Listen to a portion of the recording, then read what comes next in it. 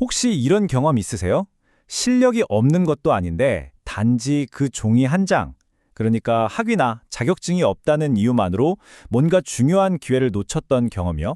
어쩌면 우리는 지금 진실보다 직함을, 진짜 실력보다 서류상의 증명서를 더 쳐주는 그런 시대에 살고 있는지도 모르겠습니다.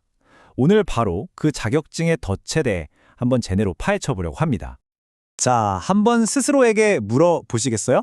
우리가 그토록 시간과 돈을 들여 얻어낸 그 종이 한 장. 과연 그게 진짜 기회의 문을 열어주는 만능 열쇠일까요? 아니면 어쩌면 우리를 올가매는 보이지 않는 감옥 같은 건 아닐까요? 자, 바로 이겁니다. 이게 핵심이에요. 우리는 보통 학위가 있으면 와, 저 사람 똑똑하다 이렇게 생각하잖아요. 그게 바로 지성의 증명이라고 배웠으니까요. 근데 과연 그럴까요? 사실은요, 많은 경우에 이건 지성보다는 복종을 증명하는 것에 더 가깝다는 거죠. 나는 규칙을 잘 따랐습니다. 나는 정해진 틀 안에서 생각하는 훈련을 받았습니다. 하는 뭐랄까 일종의 인증 마크 같은 거예요. 자, 그럼 첫 번째 이야기부터 시작해 볼게요. 이 망가진 시스템이 도대체 우리 개개인에게는 어떤 상처를 주는지 그 얘기부터 한번 해보죠. 이건 정말 아주 어릴 때부터 시작되는 이야기예요. 생각해보세요. 학교에서 우리는 왜라고 묻는 법보다 그냥 따르는 법을 배우잖아요. 규칙대로 하면 A+를 받고요. 이게 진짜 호기심을 해결해서 받는 점수가 아니라 그냥 지시를 잘 따랐다는 보상인 거죠. 이런 식으로 시스템은 우리도 모르는 사이에 진실 그 자체보다 직함이나 권위를 더 존중하도록 교묘하게 우리를 길들이는 겁니다. 이런 모순적인 상황을 정말 적나라하게 보여주는 연구 결과가 하나 있어요. 표 리서치 센터에서 조사를 했는데 정말 충격적인 숫자가 나왔습니다. 바로 61%입니다. 네, 이 61%가 뭐냐면요. 미국 성인들한테 물어보니까 무려 61%가 대학 나오는 거 이제 그 돈값 못한다고 생각한다는 거예요. 절반이 훌쩍 넘죠. 그런데 재밌는 건 뭐냐면요. 그렇게 생각하면서도 자기 자식들은 또 대학에 보낸다는 겁니다. 왜? 불안하니까, 내 아이만 뒤처질까 봐 두려우니까요.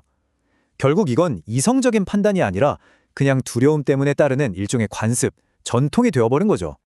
자, 그럼 이제 개인적인 차원에서 좀 더 시야를 넓혀볼까요?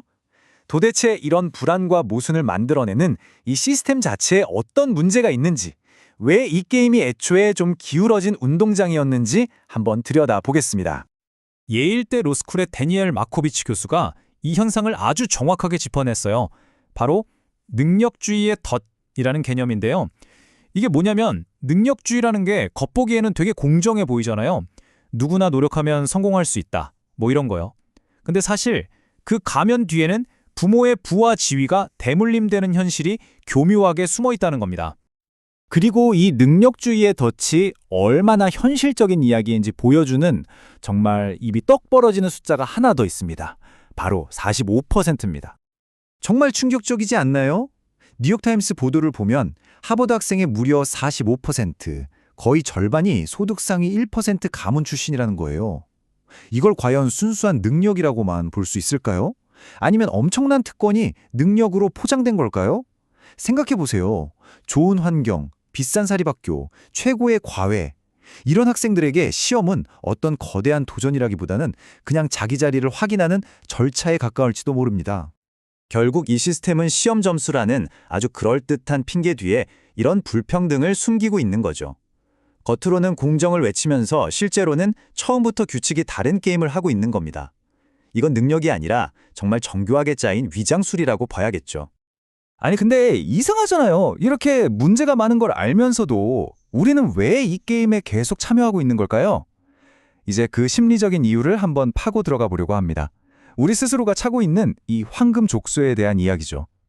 정신분석학자 에리치 프롬이 마케팅적 성격이라는 아주 재미있는 개념을 제시했는데요. 이게 뭐냐면 우리가 이 사회에서 살아남기 위해서 진짜 나의 모습이 아니라 시장에서 잘 팔릴 것 같은 상품으로서의 나를 만들어간다는 거예요. 예를 들면 진짜 궁금해서가 아니라 취업 잘 된다니까 그 전공을 선택하고, 내가 성장하고 싶어서가 아니라 남들에게 인정받고 싶어서 직함을 따는 것. 이게 다 마케팅적 성격이라는 거죠. 근데 이게 그냥 옛날 이론이 아니고요. 놀랍게도 지금 현실이랑 딱 맞아떨어져요.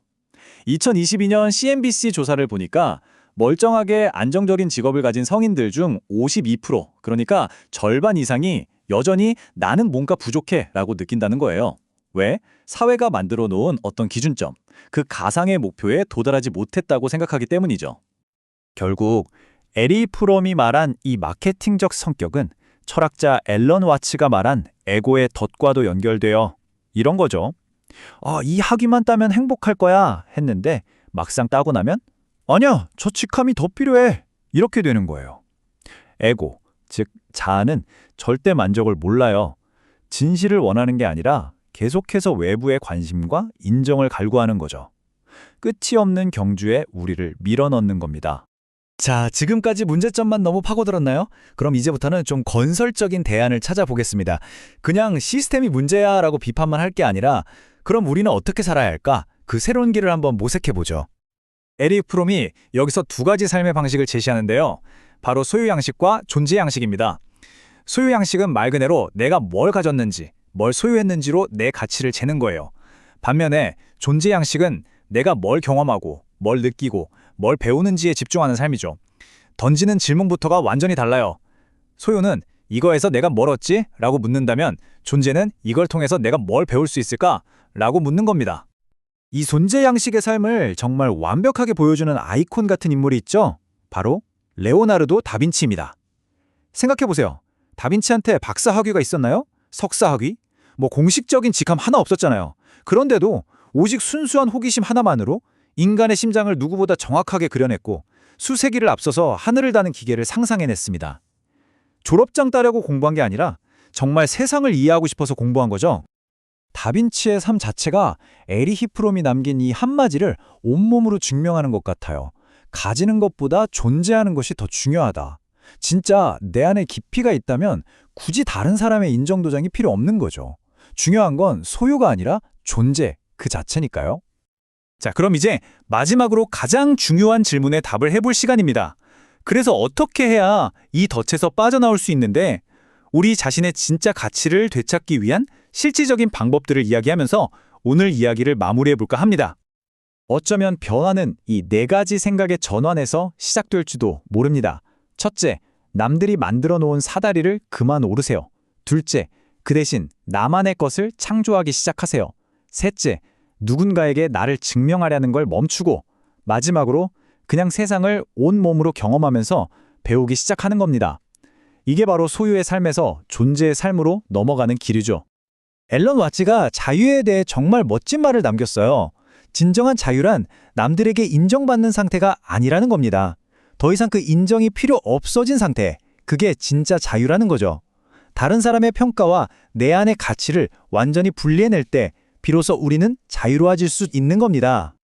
오늘 이야기는 이 마지막 질문 하나를 여러분께 던지면서 마무리하겠습니다. 한번 진지하게 생각해 보세요. 만약 이 세상에 점수도 등급도 그 누구의 평가도 없다면 여러분은 무엇을 배우고 무엇을 만들고 어떤 삶을 살고 싶으신가요? 어쩌면 그 대답 속에 여러분이 진짜 가야 할 길이 숨어 있을지도 모릅니다.